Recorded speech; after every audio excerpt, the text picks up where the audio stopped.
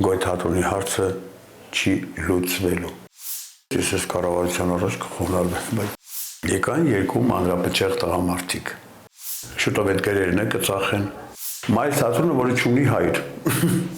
Բարև ձեզ, հարգելի հետևորդներ, մեր տաղավարում հյուրընկալել ենք դերասան Լևոն Հարությունյանին։ Բարև ձեզ, պարոն Հարությունյան, շնորհակալ ենք մեզ զրույցի հրավերն ընդունելու համար։ Բարև ձեզ, Պարոն Հարությունյան, անդրադառնանք Գոյ թատրոնին, ի վերջո ինչ է տեղի ունենում Գոյ թատրոնի շուրջ եւ ինչ են պատրաստվում անել Գոյ թատրոնի դերասանները։ Իրանք մինչև օրս են մի շարժման մեջ են եղել, լիքը բաներ արել են, այսինքն դուրս են եկել կառավարության դեմ, մշակույթի նախարարուհուն լիքը բան ասելով, նախարարուն հարող եւ կից մարդկանց նույնպես բան ասելով, բայց քանի որ իրանք պատկանում են այս կառավարությանը, մինչև սրանք չգնան, Գոյ թատրոնի հարցը չի լուծվելու։ Իսկ եթե լուծվեց, ես այս կառավարության առաջ կխոնարհվեմ, բայց դա երազանք արայում մեր համար։ Մի հատ տեսեք, ովքեր են դրանց գլխին, 35 տարի թատրոնը կար։ Եկան երկու մանրապճեղ տղամարդիկ, Վարդանը Մկրտչյան, Արան Խզմալյան։ Երկու թատերական ինստիտուտում չստացված երևույթներ, միգուցե հիմա իրանք իրանց ասպարեզում շատ ստացված են, ու այդ երկու մանրապճեղները որոշեցին, որ պիտի 35 տարվա կյանք ունեցող երիտասարդ թատրոնին հանդիսատեսից զրկեն ու հեռացնեն։ Հիմա մեր շատ սիրելի Արա Խզմալյանն արդեն մատենադարանում է, տնօրենը շուտով այդ գրերն կծախեն։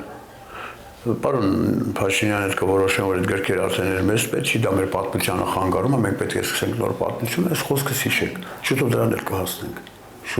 դրան էլ կհասնենք, ու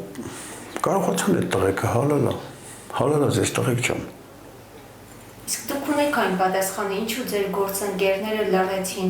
մենք հիշում ենք, որ ձեր մոտ որովհետև այդ մարդիկ են ծախվել հանուն աթոռի։ Բախկա, եթե մեկը խոսում է, վաղնիսով ինքը իր տեղում չի աշխատելու։ Հաստատ վախեցան։ Ես կարծում եմ, այո, ես չեմ կարող իրանց փոխարեն պատասխանել։ Ես չգիտեմ, բայց արդեն հասել են պատանի հանդիսատեսի թատրոնից, չէ՞։ Այո։ Շղթատվեց։ Այո, ես մի ժամանակ մտածում եմ հաջորդը Մալյանի թատրոնն է, բայց ոչինչ սկսեցին նրանց, երևի հեսա կանցնեն, բոլոր թատրոններով կանցնեն, կմնա միայն Սունդուկյան թատրոնը, մայր թատրոնը, որը չունի հայր։ Տենց ասեմ։ Չգիտեմ, սա մշակութային ջարդ է, որը սկսվել է մեր կառավարության։ Եթե մի մարդ գալիս է մշակույթի նախարար կամ մնացել, ինքը պետք է կարողանա հասկանալ ինչ բան է մշակույթ։ Եթե առաջին եկավ ասես մշակույթի մեջ է, հիմա իր մեջ ոչ մի բան չկա, ինքը դառավ դեսպան, դա ճանապարհ է դեսպան դառնալու երևի, չգիտեմ, գործից հասկացողը պետք է գործի գլխին լինի։ Այսօր մեր ազգի միակ մեծ խնդիրը գիտես ոնա, որ ոչ մեկ իրանց տեղում չեն, ոչ մեկ նշանակումներն է սխալ, իրար միս են ուտում, մի հատ նայեք մեր նախարարներին, քանի հատ առողջապահության նախարար փոխվեց, 1-2 մշակույթի նախարար, արտոնաբերության, բանի ֆինանսների, նայեք ովքեր են ամեն անգամ SMS-ներով գործից ազատվում, SMS-ի գինը բարձրացրեց պարոն Փաշինյանը։ Պարոն Հարությունյան, վերջում կխնդրեմ անդրադառնալ ձեր նախաձեռնություններին, առաջիկայում ինչ նախաձեռնություններով, ինչ ներկայացումներով հանդես կգաք։ Չեմ ուզում խոսել դրա մասին։ Ինչու՞։ Վախում եմ աչքով տան։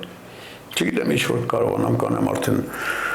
երկրում ինչ որ բան պլանավորելը շատ դժվար է դարձել, բալիս է։ Լիքը բան կային մտքում իմ ուզում եմ, ցանկանում եմ, բայց կգա ժամանակ ես ձեզ անպայման կտեղեկացեմ ու Աստված արժանանք է տվան, ես ձեզ կհրավիրեմ այդ ներկայացմանը։ Շնորհակալ ենք։ Հարգելի հետևորդներ, հիշեցնենք, որ մեր զրուցակիցը դերասան Լևոն Հարությունյանն էր։